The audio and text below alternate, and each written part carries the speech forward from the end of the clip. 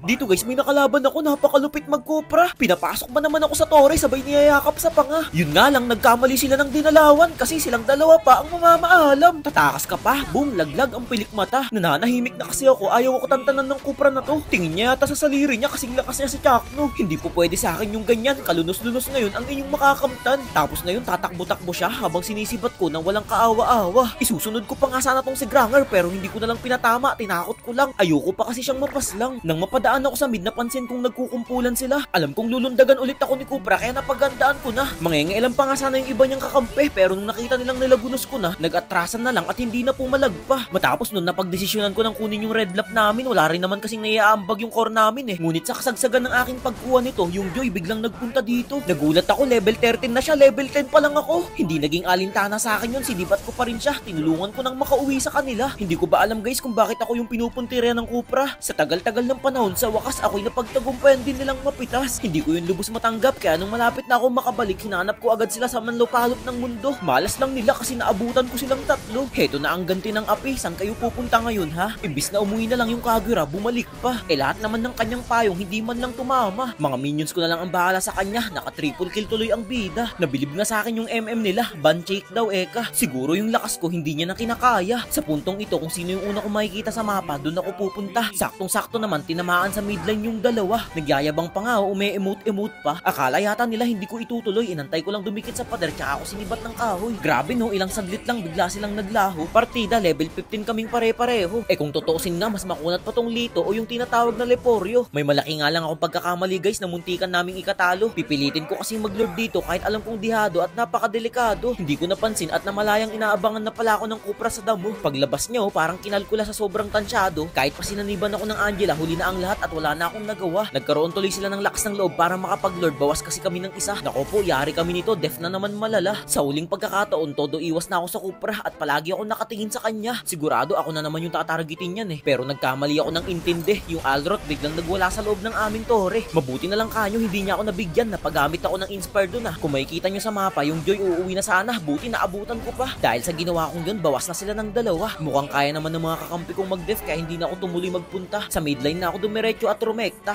Nag-build na rin ako dito ng Immortality in case of emergency. Hindi rin mawawala yung Wintermelon dyan syempre. At dahil si Granger na lang at si Kagura ang natitira, nagsakripisyo na yung isa sa kanila pero hindi pa rin yung umubra. Sa katunayan nga niyan, naubos silang 5. Tatayuan ko pa nga sana sila sa labas ng base kaso nga lang naglabasan yung mga minions nila. Pinagkikiril ko na baka matalo pa kami. Bandang huli ako na naman yung masisi. Baka check yan, panalo na naman ang inyong masasaksihan. Actually guys, magaling naman sana yung Cupra nila. Kulang lang sa respo at tulong ng kanyang mga kasama. Ngunit sa kabila nun, daig na daig pa rin siya ng bida.